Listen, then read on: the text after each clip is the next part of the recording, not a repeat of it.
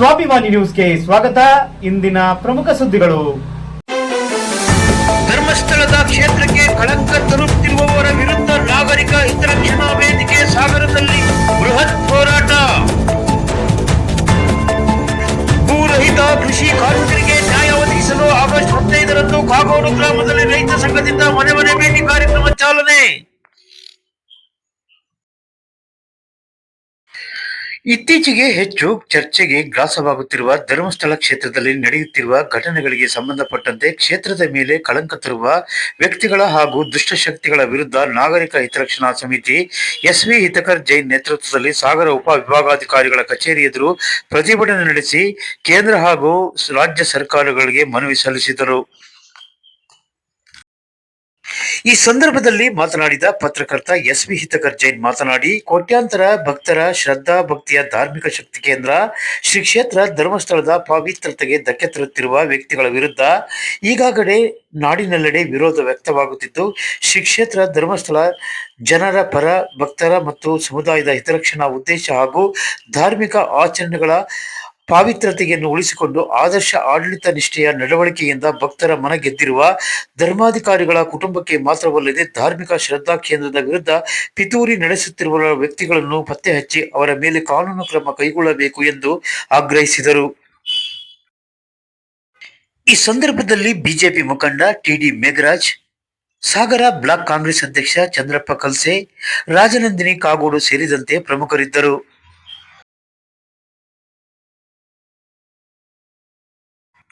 ಸಂಯುಕ್ತ ರೈತ ಸಂಘ ಮತ್ತು ಗಣಪತಿಯಪ್ಪ ಸ್ಥಾಪಿತ ರೈತ ಸಂಘದಿಂದ ಆಗಸ್ಟ್ 15ರಂದು ಕಾಗೋಡು ಗ್ರಾಮದಲ್ಲಿ ಅತಿ ಸಣ್ಣ ರೈತರು ಮತ್ತು ಭೂರಹಿತ ಕೃಷಿ ಕಾರ್ಮಿಕರಿಗೆ ಜೀವನ ಭದ್ರತೆಯ ಭೂಮಿ ಹಕ್ಕು ಸೇರಿದಂತೆ ಪ್ರಮುಖ ಸೌಲಭ್ಯಗಳಿಗಾಗಿ ಜಾಗೃತಿ ಮೂಡಿಸುವ ಕಾರ್ಯಕ್ರಮಕ್ಕೆ ಚಾಲನೆ ನೀಡಲಾಗುವುದು ಎಂದು ರೈತ ಮುಖಂಡ ಮಂಜಪ್ಪ ಹಿರೇನಲ್ಲೂರು ಪತ್ರಿಕಾಗೋಷ್ಠಿಯಲ್ಲಿ ತಿಳಿಸಿದರು.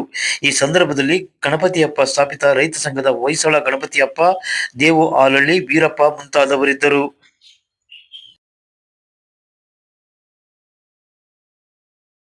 ಸಾಗರದಲ್ಲಿ ತಾಲೂಕು ಕಚೇರಿಗೂ ಕೂಡ ಇನ್ನೊಂದು ಇದಕ್ಕಿಂತ ದೊಡ್ಡ ಮಟ್ಟದಲ್ಲಿ ಒಂದು ಹೋರಾಟವನ್ನ ರೂಪಿಸಬೇಕು ಅಂತ ರೂಪಿಸ್ತಾ ಇದೀವಿ. ಕಾರಣ ಇಷ್ಟೇನೆ, ಇದು ಸುಮ್ಮನೆ ಒಂದು ಮನವಿ ಕೊಟ್ಟು ಮುಗಿಸಿದ್ರೆ ಆಗೋದಿಲ್ಲ. ಯಾಕಂದ್ರೆ ಅಲ್ಲಿ ಗುಂಡಿ ತೆಗಿತಾನೆ ಇರ್ತಾರೆ, ಅಲ್ಲಿ ದಿನ ಬೇಡದೇದು ಮಾಡ್ತಾನೆ ಇರ್ತಾರೆ, ವಾಟ್ಸಪ್ ಅಲ್ಲಿ ಬಿಡ್ತಾನೆ ಇರ್ತಾರೆ. ಅದಕ್ಕೋಸ್ಕರ ಪ್ರತಿಯಾಗಿ ನಾವು ಏನು ಈ ಧರ್ಮವನ್ನು ಉಳಿಸಬೇಕು, ಕ್ಷೇತ್ರವನ್ನು ಉಳಿಸಬೇಕು, ಈ ದುಷ್ಟರ ವಿರುದ್ಧ ಹೋರಾಡಬೇಕು ಅಂತೇಳಿ ಹೋರಾಡ್ತಾನೆ ಇದೀವಿ. ನೀವೆಲ್ಲರೂ ಕೂಡ ಬರೇ ಒಂದು ವಾಟ್ಸಪ್ ಕರೆಗೆ ಕೆಲವರಿಗೆ ಕಾಲ್ ಮಾಡಿದ್ದೀನಿ, ಕೆಲವರಿಗೆ ಕಾಲ್ ಮಾಡಕ್ ಆಗ್ಲಿಲ್ಲ. ಆದ್ರೂ ಕೂಡ ನೀವೆಲ್ಲರೂ ಕೂಡ ಸ್ವಯಂ ಪ್ರೇರಿತವಾಗಿ ಈ ಒಂದು ಹೋರಾಟಕ್ಕೆ ನಾವು ಅಂದ್ಕೊಂಡಿದ್ವಿ ಮಳೆ ಬಹಳ ಇರುತ್ತೆ ಅಂತೀವಿ. ಆದ್ರೆ ಹೋರಾಟಕ್ಕೆ ಬರೋಂಥ ಸಂದರ್ಭದಲ್ಲಿ ಮಳೆ ಇರಲಿಲ್ಲ, ಬಂದ ಮೇಲೆ ಮಳೆ ಬಂದಿದೆ. ಅದು ಏನೇ ಬರಲಿ, ಪ್ರಕೃತಿ ಎಲ್ಲವನ್ನೂ ಸರಿ ಮಾಡಿಸುತ್ತೆ.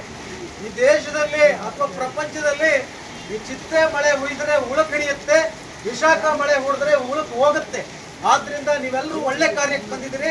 ಒಂದು ಗಣಹೋಮ ಮಾಡಿದಷ್ಟು ಒಂದು ಪುಣ್ಯ ಇಲ್ಲಿ ಲಭಿಸುತ್ತೆ, ಅಥವಾ ಒಂದು ದೊಡ್ಡ ಧಾರ್ಮಿಕ ಕಾರ್ಯಕ್ರಮ ಮಾಡಿದಷ್ಟು ಪುಣ್ಯ ಈ ಒಂದು ಹೋರಾಟದಿಂದ ಲಭಿಸುತ್ತೆ ಅಂತಕ್ಕಂಥ ಆಶಾಭಾವನೆಯಿಂದ ಆಗಮಿಸಿದ್ರೆ. ಈಗ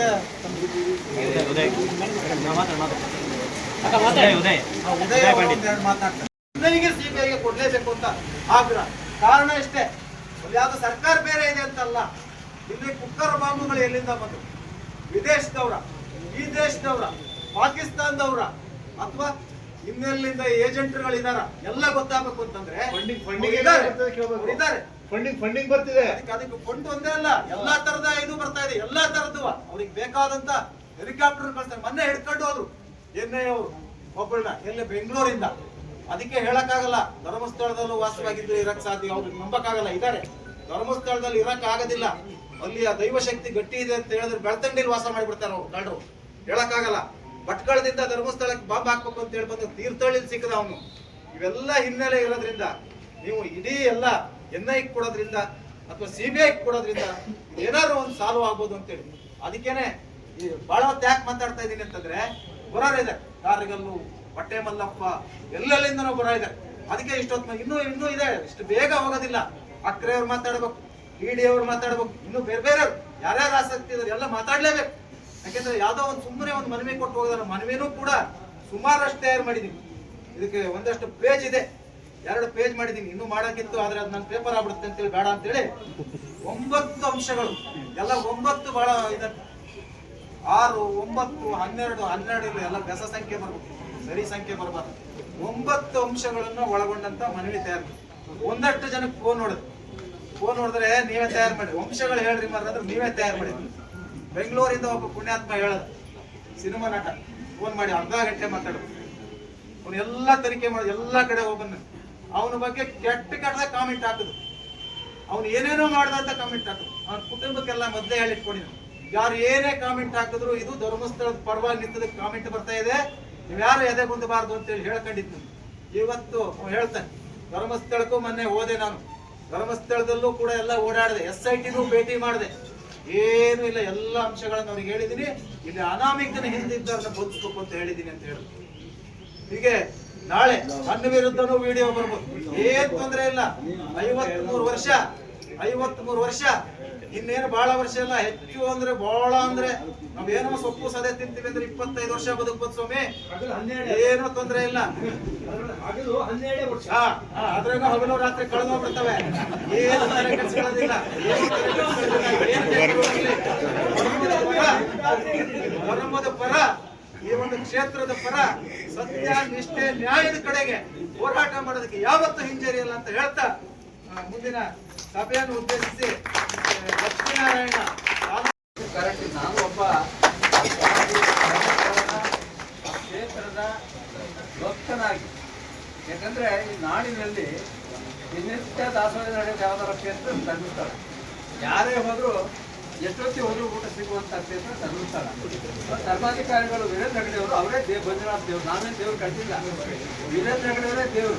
ಯಾಕಂದ್ರೆ ಈ ಸಾರ್ವಜನಿಕ ಎಲ್ಲ ದೇವಸ್ಥಾನಗಳಿಗೆ 1 ಲಕ್ಷ, 2 ಲಕ್ಷ, 5 ಲಕ್ಷ, 10 ಲಕ್ಷ ನಮಗೆ ಕೊಟ್ಟಿದ್ದಾರೆ. 3 ದೇವಸ್ಥಾನಕ್ಕೆ 6 ಲಕ್ಷ ರೂಪಾಯಿ ಕೊಟ್ಟಿದ್ದಾರೆ. ನಾವು ಕೂಡ ಹೋದರೆ ಹಾಗೆ ಇಲ್ಲಿ ತಾಲೂಕಿನ ಜನ ಅವರ ಧನ ಸಹಾಯ ಪಡ್ಕೊಂಡಿದ್ದೀವಿ. ಮತ್ತು ಆ ಕ್ಷೇತ್ರದ ಮಹತ್ವ ಇದೆ. ಅಂತ ಮಹತ್ವದ ಕ್ಷೇತ್ರವನ್ನ ಯಾವನೋ ಮುಸ್ಲಿದಾರಿ ನನ್ನ ಪ್ರಕಾರ ಅವನಿಗೆ ಕಲ್ಲು ಹಾಕ್ಕೊಡ್ತಾರೆ. ಆ ಪಟ್ಟಣ ದೊಡ್ಡಕೂರು ದುಡ್ಡು ಮಾಡಕ್ ಹೊಂಟಿದ್ದಾರೆ ಕಳ್ಳರು. ಆ ಮುಸುಕ್ದಾರಿ ಇದಲ್ಲ, ಅವನಿಗೆ ಕಲ್ಲು ಹಾಕ್ಬೇಕು. ಯಾಕಂದ್ರೆ ಎಲ್ಲೂ ಸಿಗ್ತಾ ಇಲ್ಲ, ಸುಳ್ಳು ಎಲ್ಲ ಎಲ್ಲೂ ಸಿಗ್ತಾ ಇಲ್ಲ. ಆ ಸೆಂಟರ್ ಅಂತ ಈ ತನಿಖೆ ಆಗ್ತಾ ಯಾವುದೋ ಸತ್ಯಾಂಶ ಮುಂದೆ ಬರುವುದಿಲ್ಲ. ತನಿಖೆ ಆಗ್ಬೇಕು. ಯಾಕಂದ್ರೆ ಒಂದು ಹೆಣ್ಣು ಮಕ್ಕಳ ಸಮುದಾಯವೇ ಕಾಣೆಯಾಗಿದೆ ಅಂತ ಅದು ವರದಿ, ಅದು ತನಿಖೆ ಆಗ್ಬೇಕು. ಒಂದು ಧರ್ಮಕ್ಷೇತ್ರವನ್ನ ಒಬ್ಬ ಧರ್ಮಾಧಿಕಾರಿಯ, ಒಬ್ಬ ರಾಜ್ಯಸಭೆಯ ಒಂದು ಪ್ರಸಿದ್ಧ ಸ್ಥಾನವನ್ನು ಪಡೆದಂತ ವೀರೇಂದ್ರ ಹೆಗ್ಡೆ ಅವರನ್ನೇ ಟಾರ್ಗೆಟ್ ಮಾಡಿಕೊಂಡು ಈ ಕ್ಷೇತ್ರದ ಬಗ್ಗೆ ಅಪಪ್ರಚಾರ ಮಾಡೋರ ಬಗ್ಗೆ ವಿಚಾರಣೆಗೆ ಒಳಗಡಿಸಲೇಬೇಕು. ಅವರನ್ನ ತನಿಖೆ ಮಾಡಿ. ಹಾಗೆ ಎಲ್ಲ ಅರಣ್ಯ ಪ್ರದೇಶದಲ್ಲಿ ಅಗಿತಾ ಇದ್ದಾರೆ, ಅಲ್ಲಿ ಯಾವುದೇ ದನಕರುಗಳನ್ನು ಬಿಡಬಾರ್ದು. ಆ ಪ್ರದೇಶದ ದನಕರುಗಳು ಸೊಪ್ಪಿಗೋಸ್ಕರ, ನಮ್ಮ ರೈತರು ದನಕರುಗಳಿಗೋಸ್ಕರ ಮೇವು ಎಲ್ಲಿಗೆ ಹೋಗ್ಬೇಕಪ್ಪ, ಅಲ್ಲಿಗೆ ಹೋಗಲೇಬಾರ್ದು ಅಂತ ನಿರ್ಬಂಧನೆ ಹಾಕಿದ್ದಾರೆ. ಅವರ ಗತಿ ಏನು? ನೀವು ಮಾಡೋ ಸ್ಥಳಗಳನ್ನ ಏನು ದನಕರುಗಳು ಹುಲ್ಲು ತಿಂದುಬಿಟ್ರೆ ಅದು ಸ್ಥಳ ಅಪವಿತ್ರನ, ನಿಮ್ಗೆ ತನಿಖೆ ಮಾಡ್ಲಿಕ್ಕೆ ಆಗೋದಿಲ್ಲ. ಅವ್ರು ಹೇಳೋದು 10 ಅಡಿ ಕೆಳಗೆ ಈ ಇದು ಮೂಳೆಗಳನ್ನ ಪತ್ತೆ ಹಚ್ಚುತ್ತೆ ಆ ಮಷೀನ್. ಇವ್ರು ತಿನ್ನೋದು ಮೇಲ್ಗಡೆ ಹುಲ್ಲುಗಳು. ಅದಕ್ಕೂ ಇದಕ್ಕೂ ಏನು ಸಂಬಂಧ? ಯಾರು ಹೋಗ್ಕೊಡು? ಎಷ್ಟೋ ಸಂಸಾರಗಳು ಇವತ್ತು ಬದುಕಿದವೆ. ಅವರು ಒಂದು ಧರ್ಮಸ್ಥಳ ಸಂಘದಿಂದ ಎಷ್ಟೋ ಸಂಸಾರಗಳನ್ನ ಕಟ್ಟಿಕೊಂಡಿದ್ದಾರೆ ಅಂದ್ರೆ ಅದಕ್ಕೆ ಕಾರಣ ನಮ್ಮ ಧರ್ಮಸ್ಥಳದ ಧರ್ಮಾಧಿಕಾರಿಗಳು ಮಾಡ್ತಂತ ಗ್ರಾಮೀಣ ಅಭಿವೃದ್ಧಿಯಲ್ಲಿ ಕೊಟ್ಟಂತಹ ಯೋಜನೆಗಳಿರ್ಬೋದು. ಅದರಿಂದ ಅವರು ಒಂದು ಸಾಲವನ್ನ ಪಡೆದು ಅವರ ಸಂಸಾರವನ್ನ ಯಾವ ರೀತಿಯಾಗಿ ತಗೊಂಡೋಗಿದ್ದಾರೆ ಅಂತಕ್ಕಂಥದ್ದು ನಮ್ಗೆಲ್ಲರಿಗೂ ಗೊತ್ತು. ಆಮೇಲೆ ವ್ಯಸನ ಮುಕ್ತರನ್ನಾಗಿ ಎಷ್ಟೋ ಸಂಸಾರಗಳು ಕುಡಿತದಿಂದ ಅದಕ್ಕೆ ಮತ್ತೆ ಕುಡಿತಕ್ಕೆ ಒಳಪಟ್ಟವ್ರನ್ನ ಧರ್ಮಸ್ಥಳದಲ್ಲಿ ಕರ್ಕೊಂಡು ಹೋಗ್ಬಿಟ್ಟು ಆ ಒಂದು ಕುಡಿತದಿಂದ ಬಿಡಿಸ್ತಕ್ಕಂಥದ್ದು, ಈ ರೀತಿಯಾಗಿ ಅನೇಕ ರೀತಿಯಲ್ಲಿ ಹಿಂದೆ ನಮ್ಮ ಹಳ್ಳಿಗಳಲ್ಲಿ ಧರ್ಮಸ್ಥಳ ಅಂತ ಊಟ ಮಾಡೋ ಕೂತಾಗ ಹೆಸರನ್ನ ಹೇಳ್ಬಾರ್ದು, ಸ್ಥಳ ಅಂತ ಹೇಳ್ಬೇಕು ಅಂತ ಹೇಳ್ತಿದ್ರು. ಅಂದ್ರೆ ಆ ಒಂದು ಶ್ರದ್ಧಾ ಕೇಂದ್ರಕ್ಕೆ ಇಷ್ಟು ಒಂದು ಶಕ್ತಿ ಇದೆ. ಯಾವ ಒಂದು ಕೋರ್ಟ್ ಮಾಡಿದಂತಹ ಕೇಸ್ಗಳನ್ನ ಧರ್ಮಸ್ಥಳ ಸ್ಥಳಕ್ಕೆ ಉಯಿಲಂತ ಕೊಟ್ಟಿದ್ರು ಸ್ವಾಮಿ. ಆಗ ಅಲ್ಲಿ ತೀರ್ಮಾನವನ್ನ ಪಡಿಸಿದ್ರಿ. ಆವಾಗ ಗೊತ್ತಿರಲಿಲ್ವಾ ನಿಮಗೆ? ಕಡೆ ವ್ಯಕ್ತಿ, ಕೂಲಿ ಕಾರ್ಮಿಕ ಮತ್ತೆ ಅತಿ ಸಣ್ಣ ರೈತ, ಜಾತ್ಯತೀತವಾಗಿ ಇವರೆಲ್ಲ ಇವತ್ತಿನ ಬೆಳವಣಿಗೆ ನೋಡಿದ್ರೆ ಸ್ವತಂತ್ರ ಪೂರ್ವದಗೂ ಹಿಂಗೆ ಇದ್ದಿದ್ರು, ಸ್ವತಂತ್ರ ತದಾದ ನಂತರನೂ ಅದೇ ಸ್ಥಿತಿಯಾಗಿದೆ. ಬಟ್ ಈಗ ಏನಾಯ್ತು ಅಂದ್ರೆ ಈ ವ್ಯವಸಾಯ ಕ್ಷೇತ್ರದಾಗೆ ಬಲಾಢ್ಯ ಶ್ರೀಮಂತರು ಜಮೀನನ್ನು ಉಳುಮೆ ಮಾಡ್ತಾ ಇಲ್ಲ ಒಂದಿಷ್ಟು ಜನ. ಇದು ಕೂಲಿ ಕಾರ್ಮಿಕರಿಗೆ ಭಾರಿ ಅನ್ಯಾಯದ ಸ್ಥಿತಿ. ಯಾವ್ಯಾವುದೋ ರೀತಿ ದುಡಿಮೆ ಮಾಡ್ತಾರೆ, ತಮ್ಮ ಭೂಮಿನ ಹಂಗೆ ಡೆಟ್ ಕ್ಯಾಪಿಟಲ್ ಮಾಡಿಬಿಟ್ಟಾರೆ. ಒಂದು. ಎರಡನೇದಾಗಿ ಇತ್ತೀಚೆಗೆ ಈ ವ್ಯವಸಾಯಕ್ಕೆ ಈ ಉಪಕರಣಗಳು ಬಂದವು. ಯಾವುದು? ಫ್ಯಾಕ್ಟ್ರಿ, ಕೃಷಿ ಉಪಕರಣಗಳು ಬಂದ ಮೇಲೆ ಕೃಷಿಕರಿಗೆ, ಕೂಲಿ ಕಾರ್ಮಿಕರಿಗೆ ಕೆಲಸ ಕಡಿಮೆ ಆಗ್ತಾ ಬಂತು. ಹಾಗಾಗಿ ಇವರು ಸಾಮಾನ್ಯವಾಗಿ ಕೃಷಿ ಕಾರ್ಮಿಕರು, ಸಣ್ಣ ಹೆಚ್ಚಾಗಿ ವಾಸ ಮಾಡ್ತಾ ಇರೋದು ಹಳ್ಳಿ ಒಳಗೆ. ಹಳ್ಳಿ ಒಳಗೆ ಇದ್ರೆ ಮತ್ತೊಂದು ಬದುಕು ಇವ್ರು ಕಟ್ಕೊಳಕ್ಕೆ ಏನೂ ಇರೋದಿಲ್ಲ. ಅಂದ್ರೆ ಅವ್ರಿಗೆ ಫ್ಯಾಕ್ಟ್ರಿ ಇಲ್ಲ ಅಥವಾ ಇನ್ನೊಂದು ಬೇರೆ ಬೇರೆ ಬದುಕೇ ಇರೋದಿಲ್ಲ. ಈ ಸರ್ಕಾರ ಏನ್ ಮಾಡ್ಬಿಟ್ಟೈತಿ, ಕಟ್ಟಡ ಕಾರ್ಮಿಕರಿಗೆ ಫೆಸಿಲಿಟಿ ಸುಮಾರು ಕೊಟ್ಬಿಟ್ಟೈತಿ. ಅವ್ರ ಮಕ್ಕಳ ಮದುವೆಗೆ ದುಡ್ಡು, ವಿದ್ಯಾಭ್ಯಾಸ, ಇವತ್ತೊಬ್ಬ ಕೂಲಿ ಕಾರ್ಮಿಕ ಸತ್ತೋದ ಅಂದ್ರೆ ಕೂಲಿ ಕಾರ್ಮಿಕನ ಪಗಾರ ಎಷ್ಟು ಅಂತೇಳಿ ಕನ್ಸಲ್ಟ್ ಮಾಡ್ತಾನೆ ಜಡ್ಜು. ನಮಗೆ ಸಂಬಳದ ನಿರೀಕ್ಷಣೆ ಇಲ್ಲಿ ಇದ್ರೆ ಜಡ್ಜ್ ಹೆಂಗ್ ಕನ್ಸಲ್ಟ್ ಮಾಡ್ತಾನೆ? ಅದನ್ನ ಹೇಳಿದ್ರೆ ದಯಮಾಡಿ ಕೂಲಿ ಕಾರ್ಮಿಕ ಮಹಿಳೆಯರಿಗೆ ಒಂದು ದಿನ ಕೂಲಿನ 6-7 ಗಂಟೆ ದುಡಿಮೆ ಮಾಡೋದಕ್ಕೆ 500 ರೂಪಾಯಿ ಫಿಕ್ಸ್ ಮಾಡಬೇಕು. ಮತ್ತೆ ಅವನಿಗೆ ಬೇಕಾಗಿರೋ ಸವಲತ್ತುಗಳು ನಾನು ಏನೇನು ಹೇಳಿನೋ ಅವನ್ನೆಲ್ಲ ಕೊಡಬೇಕು ಅಂತೇಳಿ ನಾವು ಆಗಸ್ಟ್ 15ಕ್ಕೆ ಒಂದು ಉದ್ಘಾಟನೆ ಕಾರ್ಯಕ್ರಮ ಇದೆ. ದಯಮಾಡಿ ಪತ್ರಿಕೆಯರು ಆ ದಿನ ನೀವು ಅಲ್ಲಿ ಯಾರು ಬರದೇ ಇದ್ರು ನಾವು ವಿಡಿಯೋ ಮಾಡಿ ನಿಮ್ಮೆಲ್ಲರಿಗೂ ಕಳಿಸಿರ್ತೀವಿ. ಅದನ್ನು ನಿಮಗೆ ಮನೆ ಹಕ್ಕುಪತ್ರ ಐತಾ ಅಥವಾ ಜಮೀನು ಐತಾ ಅಥವಾ ಆರ್ಥಿಕ ಮಟ್ಟದಾಗ ನಿಮ್ಮ ಏರಿಯಾದಾಗ ಏನಾದ್ರು ಪ್ರಬಲ ಶಾಲೆಗಳು ಇನ್ನೋ ಜೀತ ಪದ್ಧತಿಗೆ ಏನಾದ್ರು 10,000 ಕೊಡ್ಕೊಂಡು ನಿಮ್ಮ ಮನೆ ಹಾಳಾಗಿ ದುಡಿಸ್ತಾ ಇದ್ದೀರ, ಅಥವಾ ನಿಮಗೆ ಯಾರು ಪ್ರಭಾವಿ ವ್ಯಕ್ತಿಗಳು 5-10% ಬಡ್ಡಿ ಕೊಟ್ಟು ವಸೂಲಿ ಮಾಡ್ತಾ ಇದ್ದೀರಾ? ಇವೆಲ್ಲ ವಿಚಾರಗಳನ್ನ ನಾವು ಮನೆ ಭೇಟಿ ಒಳಗೆ ಸಿಗ್ತೈತಿ. ನಿಮ್ಗೆ ಯಾವ್ದಾದ್ರು ಸವಲತ್ತು ತಗೋಬೇಕಾದ್ರೆ ಅಧಿಕಾರಿಗಳು ನಿಮ್ಗೆ ಲಂಚ ಕೇಳ್ತಾ ಇದ್ದಾರಾ, ಗ್ರಾಮ ಪಂಚಾಯತ್ಗೆ ಲಂಚ ಕೇಳ್ತಾರ? ಇವ್ರನ್ನೆಲ್ಲ ನಾವು ಬಾಟಮ್ ಲೆವೆಲ್ಗೆ ಹುಡುಕಿ ಆ ಅಧಿಕಾರಿ ಮಟ್ಟನ ಅಲ್ಲೇ ಚಾರ್ಜ್ ತಗೋತೀವಿ. ಮುಂದಿನ ದಿನದಾಗೆ ಇನ್ನು ತಾಲೂಕು ಮಟ್ಟದಲ್ಲಿ ಯಾವುದೇ ಕಾರಣಕ್ಕೂ ಭ್ರಷ್ಟಾಚಾರ ನಡೆದಂಗೆ ನಾವು ಬುಡಗಡೆಯಿಂದ ಕೈ ಹಾಕಿ ಇವರು ಜುಟ್ಟ ಹಿಡಿಯಂತ ಒಂದು ಕೆಲಸ ಮಾಡಿ ಈ ಸಂಘಟನೆ ಪ್ರಬಲವಾದ ಶಕ್ತಿ ಅಂತ ಹೇಳಿದ್ವಿ. 1 ವರ್ಷ ಕಾರ್ಯಕ್ರಮ ಮಾಡ್ತಿದ್ದು. ಇದಕ್ಕೆ ನಮ್ಮ ಜೊತೆಗೆ ಗಣಪತಪ್ಪ ರೈತ ಸಂಘ ಹೊಯ್ಸಳ ಅವರು ನಮಗೆ ಸಹಕಾರ ಕೊಡ್ತಾರೆ.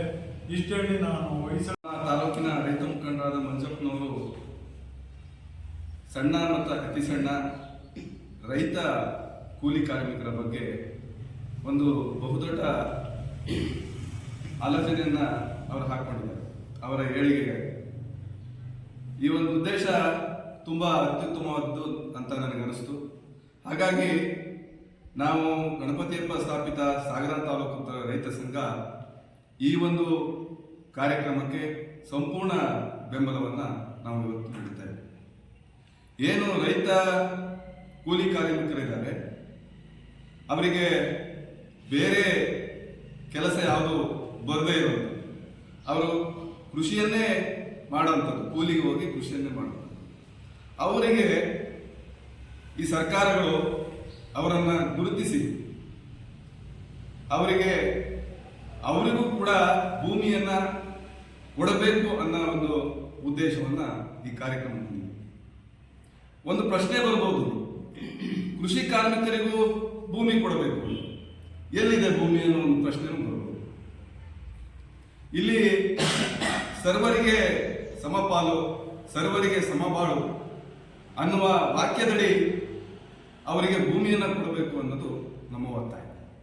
ಹಾಗೆ ಈಗಾಗಲೇ ಮಂಜಪ್ಪನವರು ಹೇಳಿದರೆ, ಅವರಿಗೆ ಜೀವನೋಪಾಯಕ್ಕಾಗಿ, ಅವರ ಜೀವನ ಭದ್ರತೆಗಾಗಿ ಜೀವ ವಿಮೆಗಳನ್ನು ಕೊಡಬೇಕು. ಹಾಗೆ ಅವರಿಗೆ ಉದ್ಯೋಗ ಖಾತ್ರಿಗಳಲ್ಲಿ 100 ದಿನದ ಏನು ಕೆಲಸ ಕೊಡಬೇಕು ಅನ್ನೋದು ಮಂಜಪ್ಪನವರ ಒಂದು ಒತ್ತಾಯ ಇದೆ. ಆ ಬೇಡಿಕೆ ತುಂಬಾ ಅತ್ಯುತ್ತಮವಾದಂತ ನಾನು ಈ ಸಂದರ್ಭದಲ್ಲಿ ಹೇಳ್ತೀನಿ. ಕೊನೆಯದಾಗಿ ಏನು ಮಂಜಪ್ಪನವರು ನಮ್ಮ ರೈತ ಸಂಘ ಎಲ್ಲ ಸೇರಿ ಒಂದು ಕಾರ್ಯಕ್ರಮವನ್ನು 15ನೇ ತಾರೀಕು ಆಯಸ್ ನೀಡಿದೆ. ಆ 15ನೇ ತಾರೀಕಿನಿಂದ ಆಗಸ್ಟ್ 15ರಿಂದ 1 ವರ್ಷಗಳ ಕಾಲ ಈ ತಾಲೂಕಿನ ಸಣ್ಣ ಮತ್ತು ಅತಿ ಸಣ್ಣ ರೈತ ಕುಟುಂಬಗಳಿಗೆ, ಕೃಷಿ ಕಾರ್ಮಿಕ ಕುಟುಂಬಗಳಿಗೆ ಭೇಟಿಯನ್ನು ನೀಡಿ ಈ ಉದ್ದೇಶವನ್ನ ಅವರ ಗಮನಕ್ಕೆ ತಂದು ಮುಂದಿನ ದಿನಗಳಲ್ಲಿ ಒಂದು ಬಹುಸಂಖ್ಯಾತ ಸಂಘಟನೆಯನ್ನ ಸೃಷ್ಟಿಸಿ ರಚನೆಯನ್ನ ಮಾಡಿ ಸರ್ಕಾರದ ಗಮನಕ್ಕೆ ಈ ಬೇಡಿಕೆಯನ್ನ ತರುವ ನಿಟ್ಟಿನಲ್ಲಿ ನಾವು ಆಗಸ್ಟ್ 15ರಿಂದ ಇದಕ್ಕೆ ಚಾಲನೆ ಕೊಡ್ತಾ ಇದ್ದೇವೆ. ತಾವುಗಳು